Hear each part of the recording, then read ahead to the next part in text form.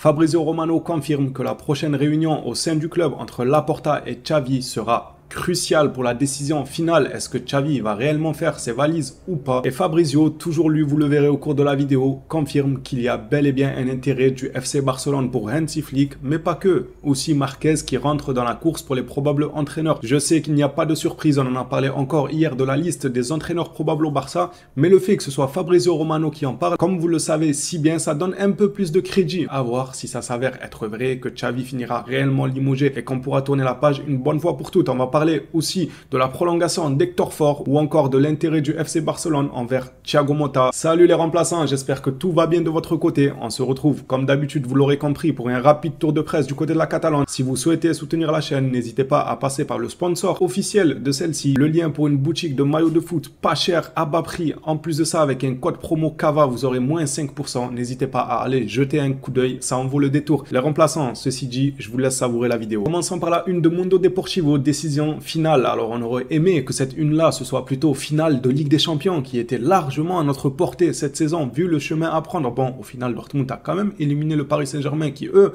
nous ont éliminés. On va pas refaire l'histoire de Araujo et tout, mais c'est pour dire, on croyait que c'était assez facile, mais en soi, si Dortmund a réussi à sortir le PSG, je pense que face au Barça, on aurait pu avoir du mal face à Dortmund. On ne va pas se mentir, ça aurait pas été si simple qu'on le croyait, au vu de ce qu'il y avait de l'autre côté, les City, les Bayern, les Real Madrid et tout. On croyait vraiment avoir un petit chemin tranquille. Au final, c'était pas si tranquille que ça. On a buté contre le PSG et le PSG eux-mêmes ont buté contre Dortmund. C'était pas de tout repos comme chemin quand même. On ne peut pas refaire l'histoire malheureusement. Il s'est passé ce qu'il s'est passé. On aurait aimé que la une de Mundo Deportivo ce soit finale de Ligue des Champions et au final, on se retrouve dans le pétrin avec nos entraîneurs. Enfin, entre les probables entraîneurs sur la liste du Barça et le coach actuel qui est monsieur Xavi. La décision finale, comme indiqué hier, devrait être prise dans les jours qui suivent. Et le voici, le communiqué de Fabrizio Romano. L'avenir de Xavi est toujours en discussion en interne à Barcelone. La rencontre entre le président Laporta et l'entraîneur devant être cruciale pour décider de son avenir. Marquez et Flick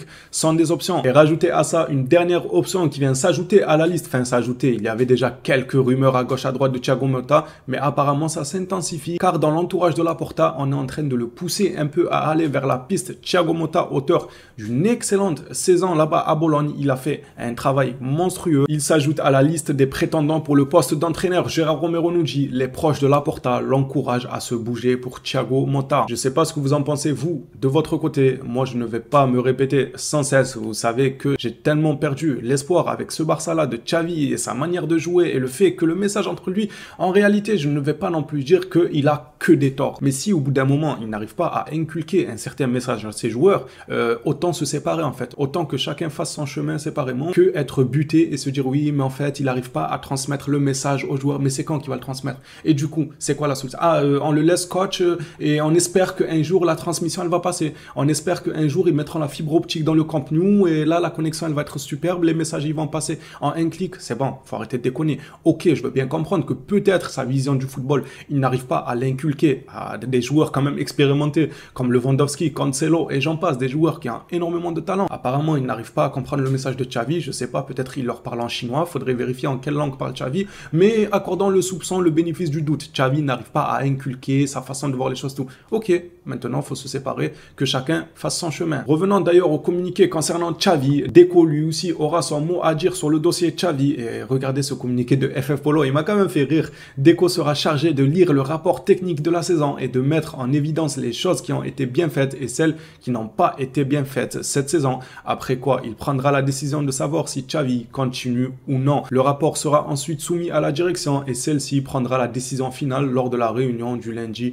au mardi. Bon, il y a beaucoup d'interlocuteurs là, je trouve, vous trouvez pas? Deco doit analyser. Déjà, qu'est-ce qu'il va analyser, Deco? Vous voulez qu'il s'endorme devant les matchs? Genre là, il doit se retaper des matchs, la fiche technique, je sais pas quoi, des rapports. Donc Deco, il doit lire les rapports. Laporte à lui pour se séparer de Xavi. Il doit signer l'accord avec Nike. Il doit rafistoler un peu les comptes du club. Comme je vous ai partagé hier, là, il doit faire quelques manipulations, soi-disant, avant de se séparer de Xavi. Deco, lui, il doit lire les rapports. Ensuite, c'est pas terminé, c'est pas que ça. On aurait pu dire, ça fait déjà beaucoup, non? Non, c'est pas fini. Le rapport sera ensuite soumis à la direction et celle-ci prendra la décision finale.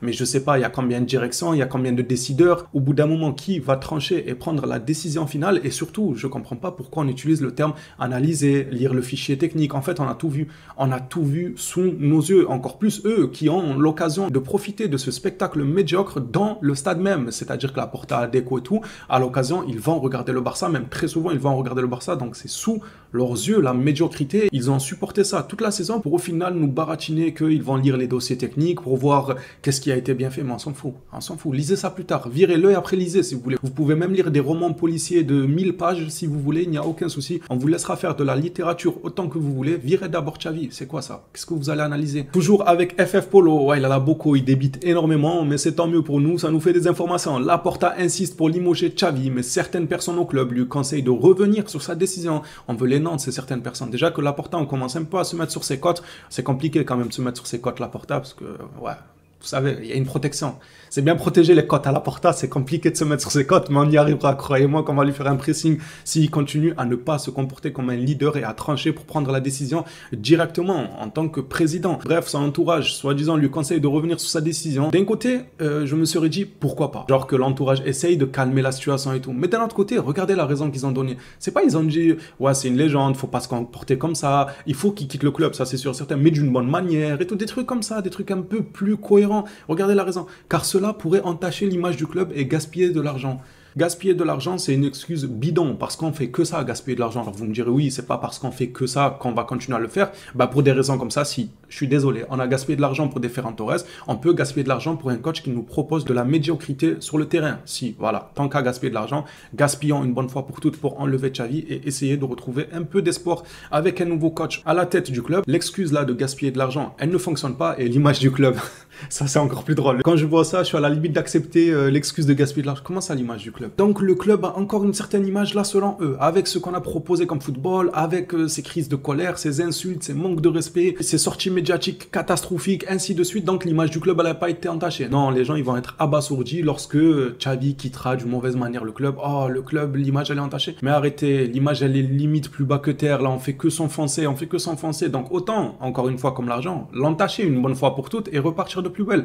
Que laisser Xavi, elle continuera à s'entacher, surtout s'il n'arrive pas à parler espagnol ou je ne sais quelle langue la plupart du collectif parlera. Bon, je pense que c'est l'espagnol, mais Xavi n'a pas l'air de discuter espagnol vu qu'apparemment selon certains fanatiques de Xavi, ils nous disent qu'il n'arrive juste pas à transmettre le message à ses joueurs. Très bien, dites-lui de parler espagnol, dites-lui de parler une langue où on le comprend dans les vestiaires. Alors, on va pas batailler 1000 ans. La Guardia d'Espagne se mêle carrément du dossier pour vous dire à quel point l'histoire entre Laporta et Xavi a fait du bruit jusqu'à ce que la police, la Guardia civile de l'Espagne s'en est mêlée pour les séparer dans les bureaux. Je dis n'importe quoi, je raconte des conneries les gars. La Vanguardia, ça ressemble à la Guardia civile. La Vanguardia déclare, certains membres du club n'ont pas oublié la déclaration de Xavi. Je ne serai pas un problème pour Barcelone. Par conséquent, il y a des négociations pour le licencier. Le club espère qu'il renoncera à l'année restante de son contrat. Je suis désolé, autant on tombe souvent sur Xavi ces derniers temps, autant là, il n'est pas fautif. Vous demandez à Xavi, soi-disant, oui, il a déclaré qu'il ne sera pas un problème.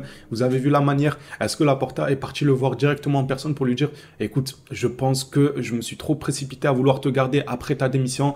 Je reviens sur ma décision. Je préfère tenter l'aventure avec un nouveau coach et tout. Est-ce qu'il lui a dit ça d'homme à homme? Non, le gars, il a traîné dans la boue dans tous les médias possibles en Espagne. Mundo, ils font des unes sur Xavi. En conférence de presse, ça l'allume de partout en lui disant, où va être votre avenir? Est-ce que vous allez rester ou pas? Non, tu l'as traîné dans la boue. Je suis désolé, mais tu veux pas lui dire oui, mais tu as déclaré que tu ne seras pas une plaie pour le club.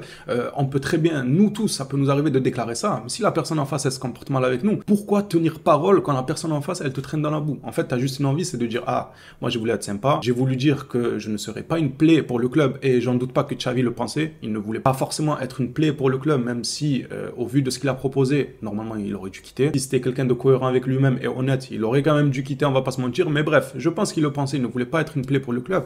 Mais quand il voit son président comme ça, qui le traîne dans la boue et tout, pardonnez-moi, mais je lui offre la légitimité de revenir sur ses paroles et dire, écoutez, vous voulez jouer à ça, on va jouer, je vais être une plaie, je vais revenir sur mes paroles, parce que c'est limite du foutage de gueule. C'est ce que je pense, moi, les Blaugrana. Encore une fois, j'essaye d'être un maximum objectif pour ne pas prendre forcément parti pour un tel ou un tel parce qu'on aurait un soi-disant agenda à défendre, parce qu'on n'aime pas Xavi, ou on n'aime pas Laporta, ou on n'aime pas Pedri, ou je ne sais quel joueur. À chaque fois qu'on apporte une critique, ou bien qu'on se met du côté du joueur, c'est soit, ah, on le défend, ah, on l'aime pas. Non, c'est juste qu'il il faut dire la vérité, essayez d'être objectif un maximum, ça ne fera pas de mal. Et sur ce coup-là, Laporta est en train de faire n'importe quoi du dossier Xavi et de quelle tournure c'est en train de prendre. J'ai hâte de voir la suite. Là, c'est comme une série, les gars. J'ai vraiment hâte de voir la suite. Pour terminer cette vidéo actualité, on finit par une excellente nouvelle. Jeune joueur prometteur que j'apprécie énormément, Hector Fort. Un accord a été trouvé avec lui pour rester au FC Barcelone. Hector Fort et le Barça sont d'accord pour une prolongation. Il prolongera en août à ses 18 ans. Et Juan Marchi, lui, confirme qu'il y a bel et bien un accord de contrat valide jusqu'en 2029. Enfin, des bonnes nouvelles par-ci par-là, ça fait pas de mal. Les phénomènes, si le contenu vous plaît, avant de partir, je vais vous demander gentiment de lâcher votre petit abonnement, le petit like, et on s'attrape à la prochaine vidéo sur le FC Barcelone. D'ici là, prenez soin de vous les Blaugrana.